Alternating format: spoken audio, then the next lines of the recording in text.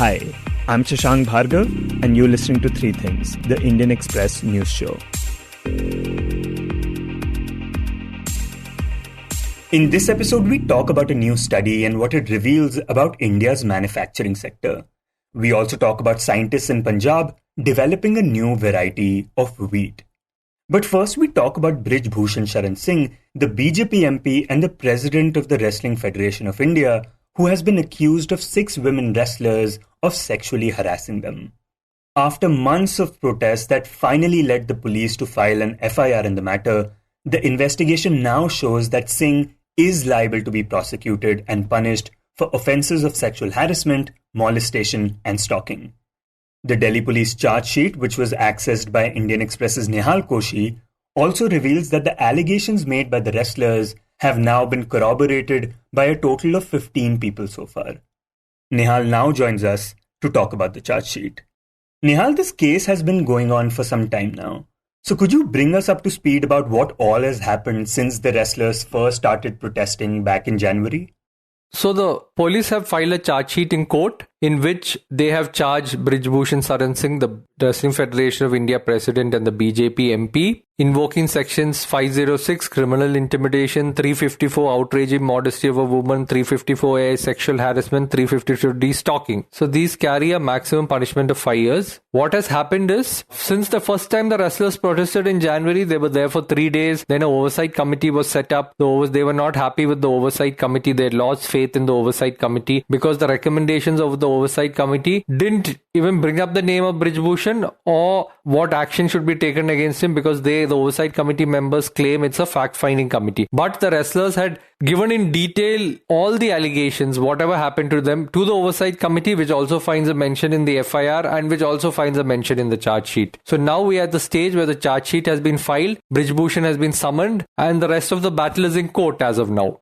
Right, and Nihal, while these protests were going on, for a while at least, the impression was that because he's a BJP MP and because he has so much political clout, the police would not take any action against him. But now that the FIR has been filed and he has been summoned, could you talk about what we know about the Delhi police's investigation? Yeah, the general impression was that the police won't take action for whatever reason, because there's this impression he's a BJP MP, he's powerful in his constituency, okay, he controls a few MPs, all that. But charge sheet, from what I have had access to, it is very detailed. I'm sure the police do these kind of investigations, but it's very detailed. It has all the details. They have asked for so many questions, so many documentary proof, call record details, photographs. It is very detailed and very thorough, I could say. It's very thorough. And that is why the cops have said he is liable to be prosecuted and punished for offences of sexual harassment, molestation and stalking. They have asked for photographs. Like there's one wrestler who said that he hugged me tightly and I was uncomfortable. Wo photo hai. They have asked the Wrestling Federation of India for details of who all went, because there were certain tournaments abroad where they are claiming that Brij Bhushan was there and there the alleged incident happened. They've asked for evidence of who all went, ticket details. They have done a very thorough job as of now. Right, and the other thing is that during this investigation, a number of people have corroborated the allegations of these 6 wrestlers. Could you talk about how many people have done so? Yeah. Over 100 witnesses were questioned and 15 of them have in part or fully corroborated the complaints of the 6 adult women wrestlers. They include top wrestlers from India who have won medals at international events. They include top referees and coaches of these girls and even relatives. So the corroboration is strong. See, in these kind of cases where a woman makes an allegation or anyone makes an allegation and the other person denies, and there is no direct witness, or of course there won't be video footage because these things don't happen under video recording obviously. So corroboration is what takes it forward, for investigation. Like a person says, yes, I saw this happening and the girl was uncomfortable. Or immediately after the incident, the wrestler called 2 people and told them, this happened to me, she broke down. They are saying, yes, it happened, So corroboration is very important. 15 people have corroborated and all that finds a mention in the charge sheet, the details of the corroboration. Right, and some of the details from the charge sheet that you have written about, they also go into the specifics of what happened. Could you talk about what stands out to you when you look at the complaints and the corroboration details? Yeah, so in one complaint, a girl has mentioned that after a trial in Lucknow, there was a group photo, which usually happens because the team has been picked from the trial. So during the group photo, the accused Brij Bhushan allegedly stood next to her. So she's one of the taller wrestlers in the heavier weight category. So she obviously stood at the back. Brij Bhushan came and stood at the back, and he placed his hand on her buttocks. That is her allegation. And then she wriggled free and went and sat down in front. So there is a photo of her sitting in front, even though she's one of the taller wrestlers. And then two referees have corroborated it. Two referees who were there for that particular photograph. One has said that I saw this girl looking very worried. She broke herself free of Brij Bhushan's hold and she went and sat in front. But he didn't see him placing his hand on her buttocks. Another referee has said that she was uncomfortable and he saw him place his hand on her buttocks. So that is the kind of corroboration. Another corroboration is of a wrestler calling and telling that this happened and immediately coming back to India, telling her mother that this happened and also telling her roommate at the national camp that this happened. Another corroboration is from a husband who says that as soon as the wrestler came out of the WFI president's chambers office, she was very worried and then she told him the incident of groping and molestation. Another incident is of another wrestler who Brij Bhushan allegedly lifted her t-shirt and in the pretext of checking her breathing, placed his hand on her chest and navel. And she has also told a coach about it. There are strong corroborations, like the charge sheet says, in part or in full. And based on the investigation so far, where do we see the case heading now?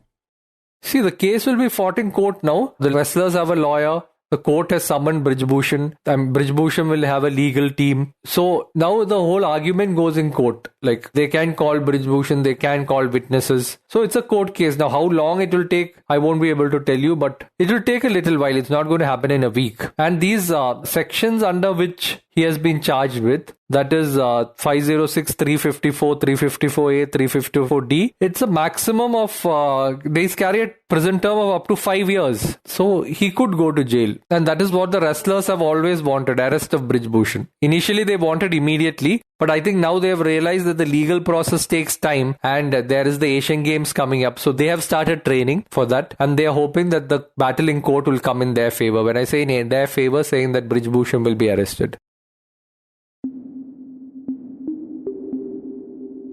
And next we talk about the state of manufacturing in India. For a country like India with a huge working population, manufacturing is supposed to help grow its economy exponentially.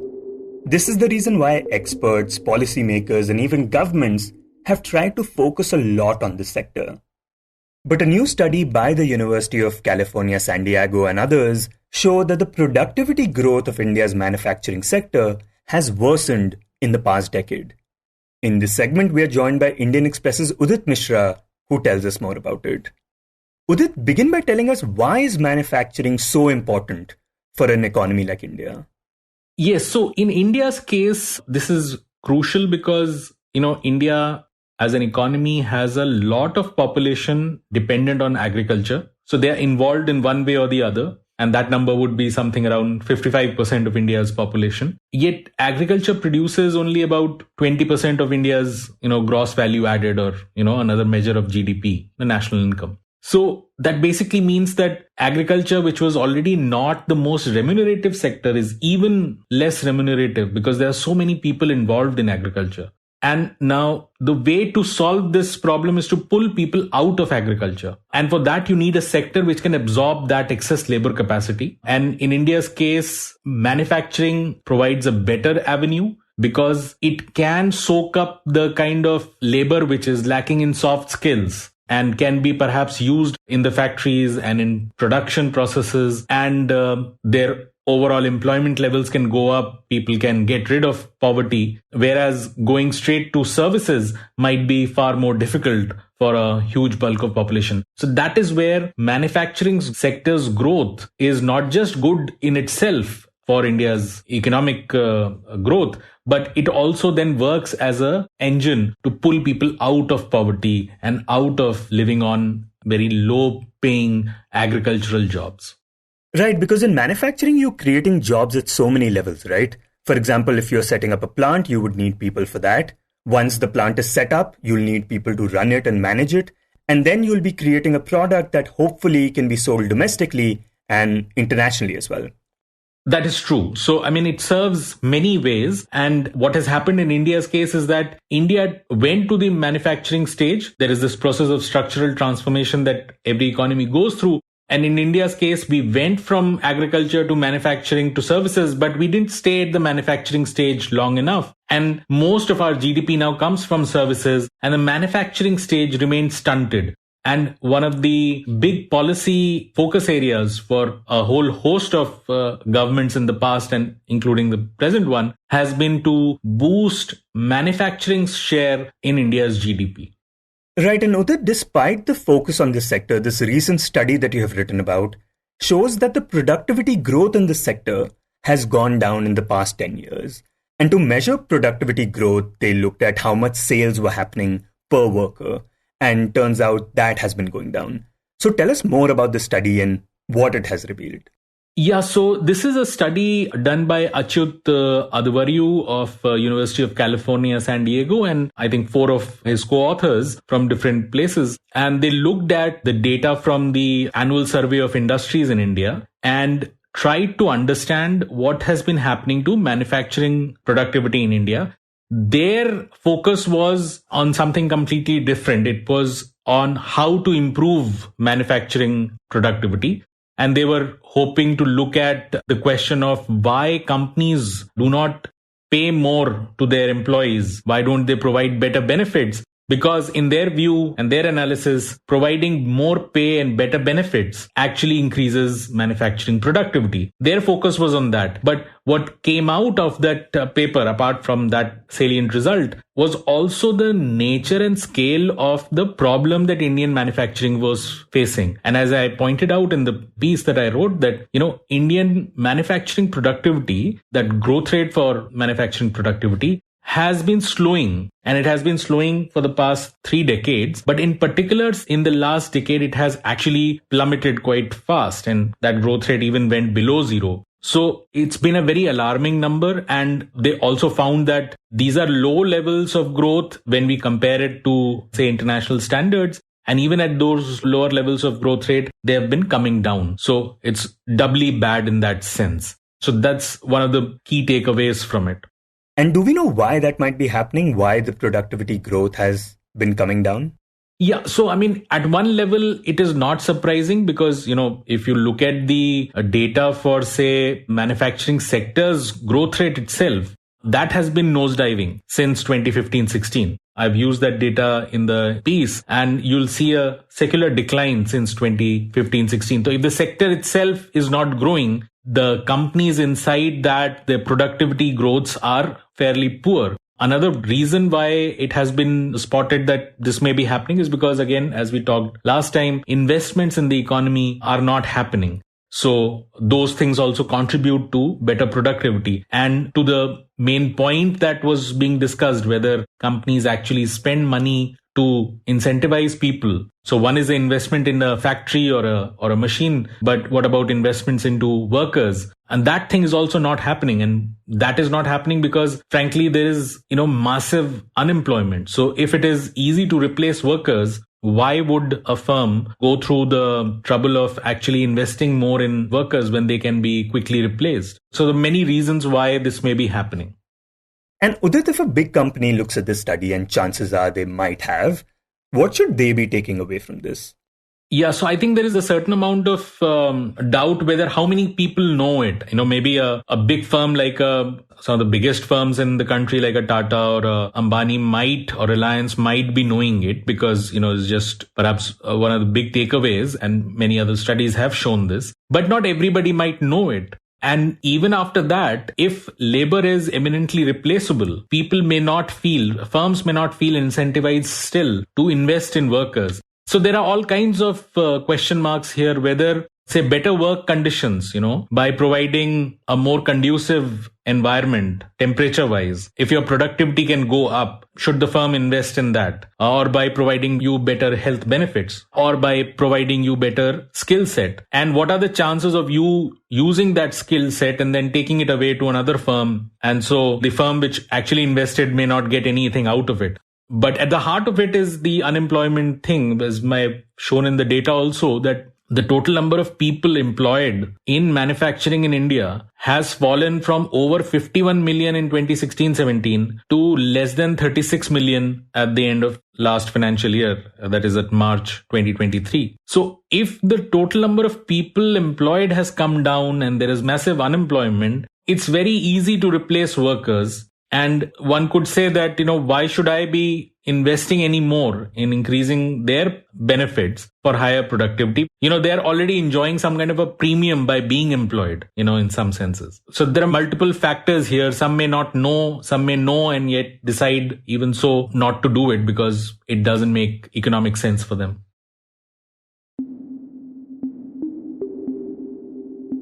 And in the end, we talk about a new variety of wheat which has been developed by the Punjab Agricultural University. According to the scientists who have developed it, this variety is healthier than the wheat we normally consume and is supposed to reduce the risk of type 2 diabetes and other lifestyle diseases like obesity.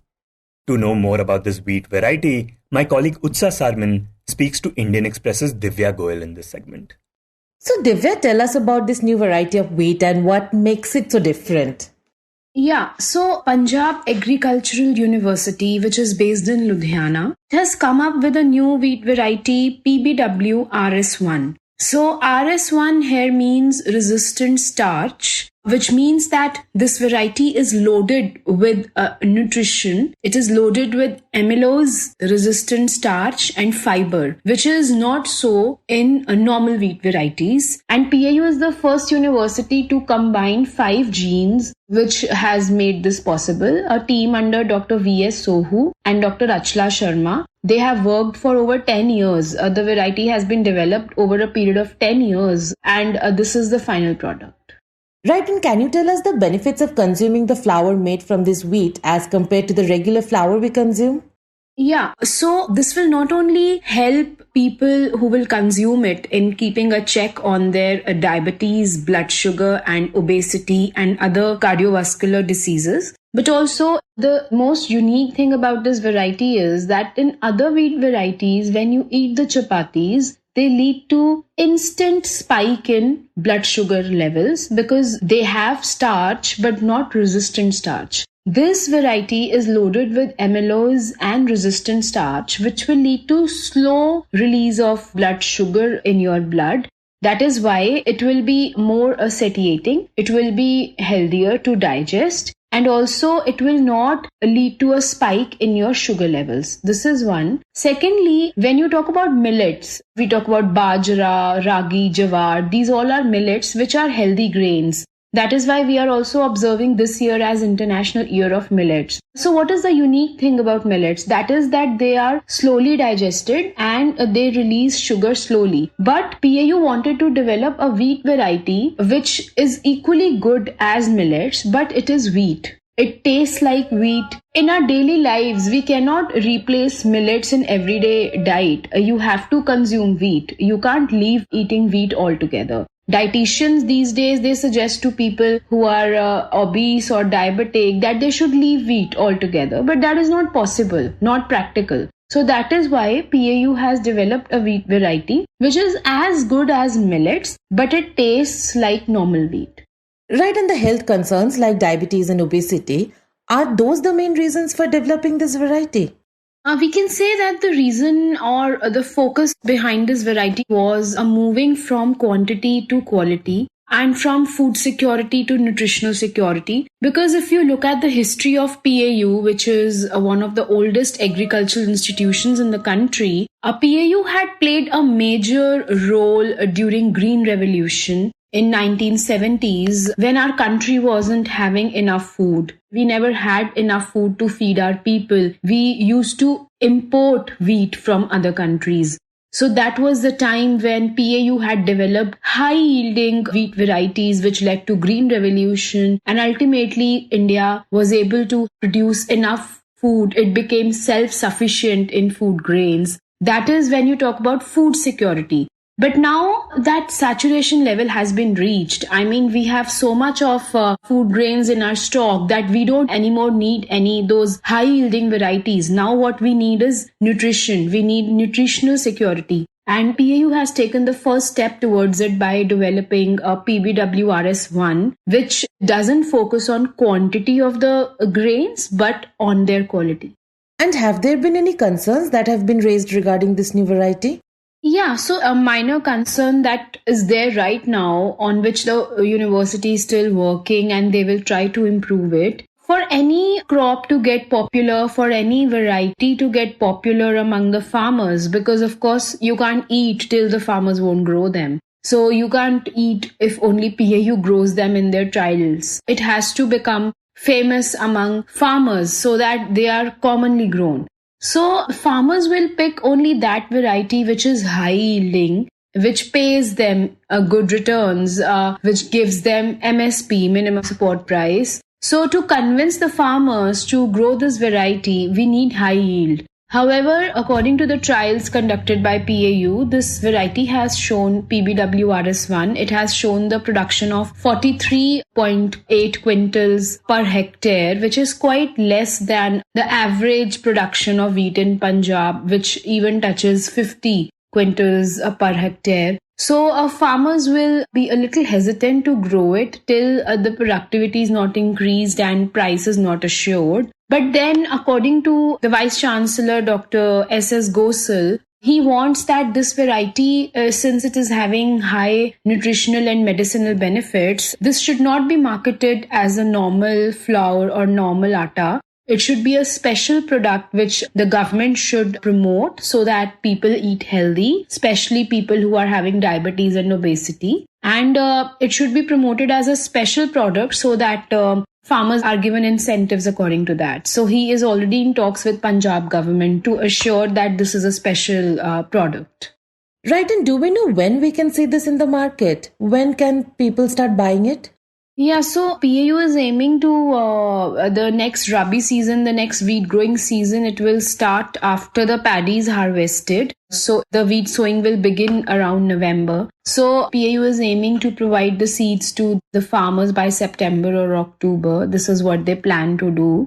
And of course, it can hit the markets only till a PAU, only when government will step in and assure that whatever grains are produced, they are processed and converted into a flour.